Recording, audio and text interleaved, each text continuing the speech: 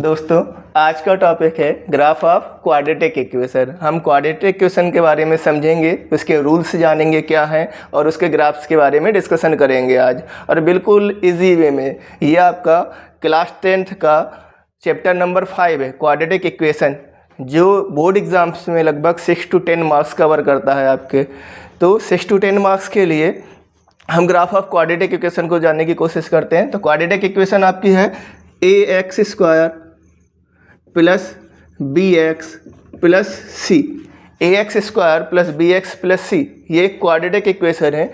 इसको quadratic equation क्यों कहा जाता है? क्योंकि इसमें पावर है मैक्सिमम 2। इसकी डिग्री क्या होगी? 2। तो ये एक पॉलिनोमियल है जिसकी डिग्री 2 होती है। तो पॉलिनोमियल डिग्री 2 के साथ में कहलाता है क्वाड्रेटिक इक्वेशन। इसके टर्म्स क्या है? x² का कोफिशिएंट है a, x का कोफिशिएंट है b और कांस्टेंट टर्म है c। अब इसके ग्राफ कैसे बनते हैं? तो इसके ग्राफ के लिए, क्योंकि ये क्वाड्रेटिक इक्वेशन है, इसलिए x एक्सिस को 2 पॉइंट पर कट करेगा। इस टाइप से इसके ग्राफ बनते हैं। मैंने आपको जैसे बताया ये क्वाड्रेटिक इक्वेशन है, तो x एक्सिस को 2 पॉइंट पर कट कर रहा है ये ग्राफ भी, और ये ग्राफ भी x एक्सिस को 2 पॉइंट पर कट कर रहा है। 2 पॉइंट पर कट करने का मतलब है इसके नंबर ऑफ जीरोस 2 होंगे। और ये ग्राफ जो पहला ग्राफ आपने बना है ये है अपवर्ड और ये ग्राफ है डाउनवर्ड। क्वाड्रेटिक इक्वेशन का ग्राफ किस टाइप का होता है? तो ये आपका जो शेप है, इस शेप को हम कहते हैं पैराबोला। तो ये पैराबोला शेप में होता है। ग्राफ कभी अपवर्ड बनता है और कभी डाउनवर्ड बनता है। कब अपवर्ड बनेगा और कब डाउनवर्ड बनेगा इसके बारे में जानते हैं। तो ये a पर डिपेंड करता है, जो x² का कोफिशिएंट है a, उस पर डिपेंड करता है। If a is greater than 0 then graph कैसा बनेगा? अपवर्ड।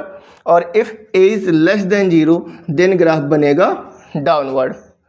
तो इसमें दोनों कंडीशंस हैं आपके पास में। अपवर्ड ग्राफ की कंडीशन क्या है? a is greater than 0 and downward graph की कंडीशन है a इज़ लेस देन 0। इस ग्राफ में जब ग्राफ अपवर्ड होगा तो यहाँ पर एक मिनिमम पॉइंट होगा, और जब ग्राफ डाउनवर्ड होगा तो यहाँ पर एक मैक्सिमम पॉइंट होगा। तो ये मिनिमम पॉइंट की वैल्यू क्या होगी? तो इस मिनिमम पॉइंट की वैल्यू होगी -b/2a, -d/4a। इसी टाइप पर यहाँ पर वैल्यू होगी -b/2a, -d/4a। इसका मतलब क्या है? इसका मतलब है कि जब quadratic equation ax² plus bx plus c की मिनिमम वैल्यू हम फाइंड करेंगे तो वो मिनिमम वैल्यू -b/2a पॉइंट पर होगी। मतलब x की वैल्यू क्या होनी चाहिए? -b/2a। जब इस इक्वेशन में x की वैल्यू -b/2a रखेंगे तो इस इक्वेशन की वैल्यू जो आएगी मिनिमम, वो वैल्यू आएगी -d/4a। तो x = -b/2a पर इस इक्वेशन की मिनिमम वैल्यू आएगी -d/4a। अब हम इसको जानने की कोशिश करते हैं ऐसा क्यों होता है और ये वैल्यूज़ कैसे आते हैं। यहाँ पर इसका ब्रीफली सॉल्यूशन करते हैं, ब्रीफ में। तो देखिए, पहले ax² plus bx plus c equation थी, इससे आप a का कॉमन ले लेते हैं तो इक्वेशन बनेगी x² plus b/a x plus c/a। ये इक्वेशन बन जाएगी। अब यहाँ पर क्योंकि हमने जो a प्लस b का होल स्क्वायर पढ़ा है वो क्या है? a² प्लस 2ab और प्लस b²। तो बीच वाले टर्म में 2ab होना चाहिए था, तो इसको 2 मैनेज करने के लिए 2 से मल्टीप्लाई और 2 से डिवाइड कर देते हैं। तो ये टर्म क्या हो जाएगा? Middle term b/2a। इसी टर्म का स्क्वायर हमें ऐड करना है और इसी टर्म का स्क्वायर सब्ट्रैक्ट करना है। तो इक्वेशन क्या हो जाएगी? ax² plus 2b/2a x।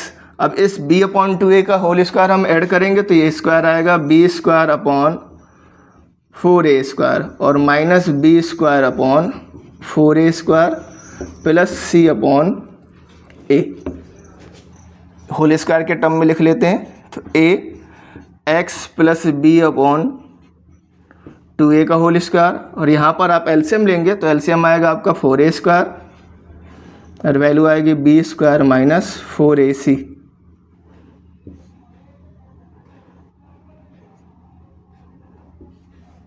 क्योंकि आपने a का कॉमन लिया था, देन a का मल्टीप्लाई कर देते हैं। तो a का मल्टीप्लाई करने पर यहाँ पर वैल्यूज़ क्या आएंगी? वैल्यूज़ आएंगी आपकी ax प्लस b/2a का whole square minus b² -4ac/4a।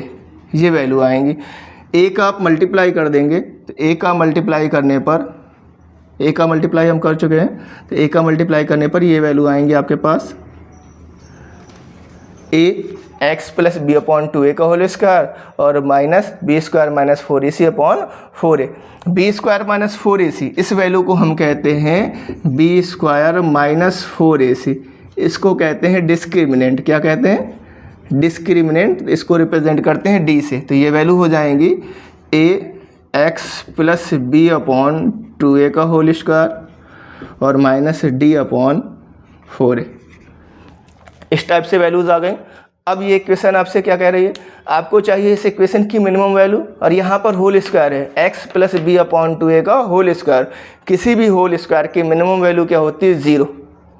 किसी भी होल स्क्वायर की मिनिमम वैल्यू 0 होती है। जब हम इस वैल्यू को 0 करेंगे x plus B upon 2a equal to 0, then x की वैल्यू आएगी माइनस बी अपॉन 2a। तो हम कह सकते हैं कि ax square plus B X plus C की minimum value x equal to minus B upon 2a पर होगी, और जब x equal to minus B upon 2a यहाँ पर पुट करेंगे तो ये वैल्यू हो जाएगी 0। तो इस इक्वेशन की वैल्यू क्या आ जाएगी? Minus D upon 4a। इस टाइप से इसको हम प्रूफ करते हैं। जो कॉन्सेप्ट है आपका मिनिमम वैल्यू का कि माइनस बी अपॉन 2a पर minimum value minus D upon 4a आएगी, वो इस टाइप से आती है। अगर आपको वीडियो पसंद आया हो तो चैनल को लाइक करें, शेयर करें और सब्सक्राइब करें। इसके आगे हम नेचर ऑफ रूट को डिस्कस करेंगे। नेचर ऑफ रूट जो है वो डी पर डिपेंड करता है, तो नेक्स्ट वीडियो में हम डी के बारे में एक्सप्लेनेशन करेंगे कि डी क्या है और ये कैसे नेचर ऑफ रूट से इसके पता कर सकते हैं हम। धन्यवाद दोस्तों।